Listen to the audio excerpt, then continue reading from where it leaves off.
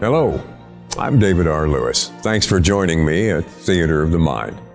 Today's Heartland Memory takes us back to the 1970s and the misadventures of a veterinarian in Almost, Arkansas.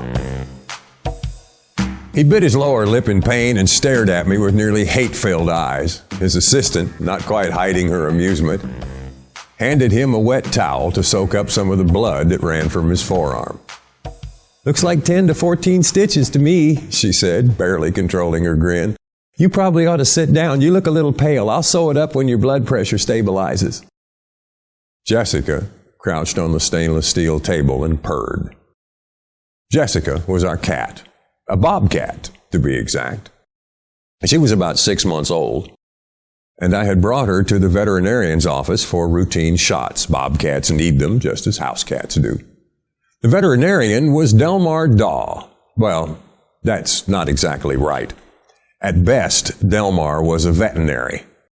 Primarily a large animal vet, Delmar also had an office for his small animal practice just off the highway in Almost, Arkansas, Missouri. He wasn't much of a vet, but he was the only game in town. He was the only game in town for over 30 miles in any given direction, and he was an authority on handling all kinds of animals. He'd tell you so. When I arrived at his office, the receptionist/assistant, a young woman named Etta, was fascinated by the bobcat. She cooed and petted, stroked and purred at Jessica, and Jess returned the attention, a real hound for affection. Delmar was unimpressed at dealing with a bobcat. "Cat's a cat," he said as he prepared the shot. "Etta, I'll stretch her. You give her the injection."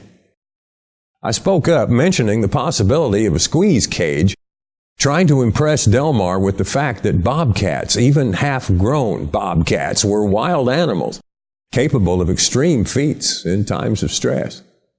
He ignored my advice, grabbed Jessica by the fur on the top of her butt and the hair behind her head, and pulled her out to her full length. She rotated inside her skin, sunk her fangs 3/4 of an inch into his left wrist, and opened up 2 6-inch tears in Delmar's right forearm with her rear claws. He screamed and released her. She crouched, eyeing him coldly, while she waited for his next move. Bobcats won. Delmar, nothing.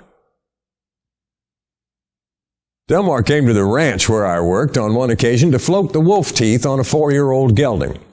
At the time, floating wolf teeth was a brutal procedure that required using a wood rasp to file down a set of teeth to keep them from interfering with the bit when it was in the horse's mouth.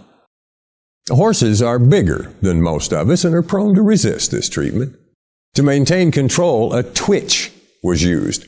A twitch is about a 2-foot length of 1/4-inch nylon rope secured to the end of an 18-inch dowel. The rope is slipped over the horse's upper lip. The stick is spun, tightening the loop of line around a bulge of muzzle, and the horse is thus restrained, while the vet reaches into his mouth and files down, or even knocks out, the teeth in question.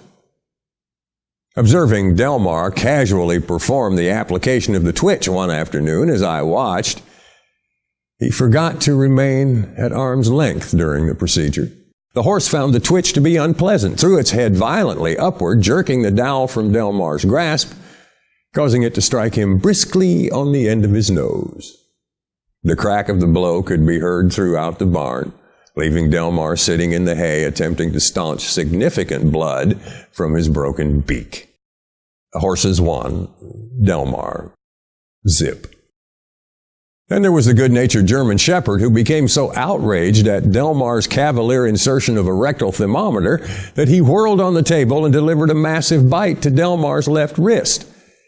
Delmar suffered no injury from the attack, but his brand-new Rolex wristwatch, in spite of its $3,000 price tag and its solid stainless steel case, could not resist the crunch of the doggie's massive jaws.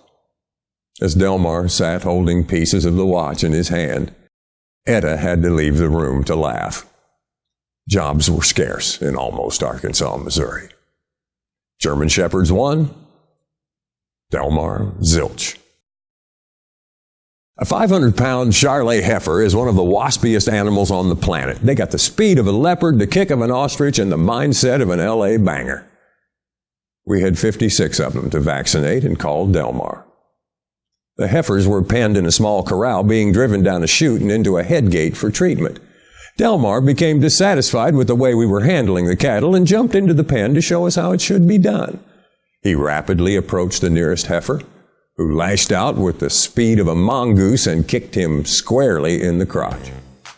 The poor man folded like a pair of deuces into the muck at the bottom of the pen amid raucous laughter from all of us on hand. I took compassion on him and led the bent and broken man from the corral and eased him to the ground. Heifers won. Delmar, nada. Delmar sipped from a cup of water I brought to him and regarded me through bloodshot eyes.